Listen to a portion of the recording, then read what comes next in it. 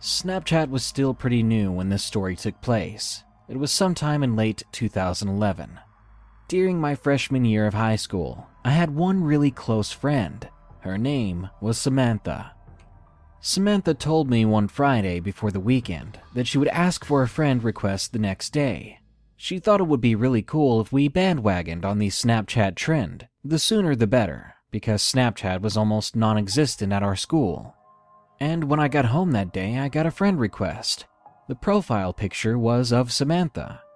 This was odd because she told me that she would invite me to her contacts the next day. Without hesitating, I accepted it. I figured she just got to it sooner. After I finished my homework the same day, I got a message from that account. 2 messages, in fact. They said, "Come to my house tomorrow, we can have a party." And the second was her address. I was really happy as I never went to her house before. We had just met earlier that year. And besides that, I wasn't often invited to parties.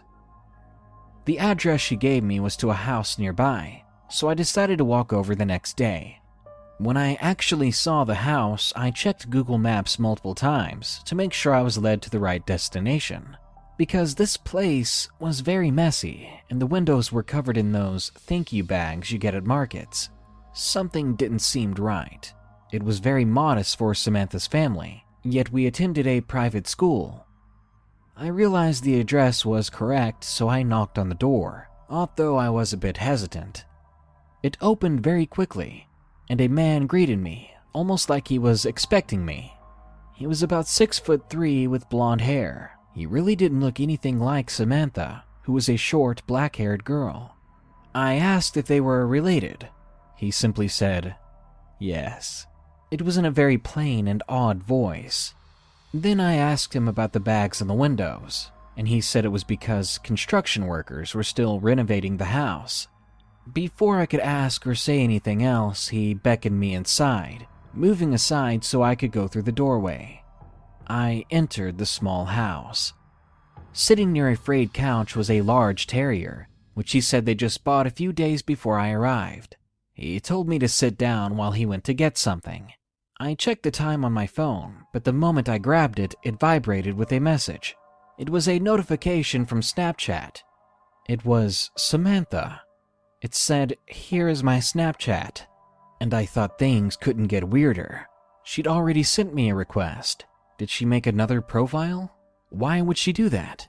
So immediately, as confused as I was, I messaged her back.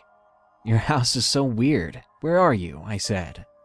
"House?" she asked. "I have an apartment." My heart sank in my chest. Surely she was pulling my leg, just making a joke on me or something, I thought. "That's not funny," I messaged back. "Your dad's home. Where are you?" She didn't answer for a few seconds. Finally, after what felt like an eternity, I got an answer. An answer that confirmed everything. "What are you talking about?" it said. "My mom's been single for a while. I'm waiting for you by the door. Where are you?" I lower my phone, eyes wide and breathing funny. What do I do? Did I really just walk into a stranger's house? A stranger that had laid bait for me? That's when I hear whispering from another room. The man stepped out of the room with 2 other men. One was holding a thick black bag with his hands. Fully assuming the worst, I sprinted out of the house as fast as I could. Not once did I look back, even as I heard the footsteps behind me. Eventually, they faded away. I didn't stop running until I got back home, until I was inside the house with the doors locked. Once I finally got a breather, my chest never burned so bad before.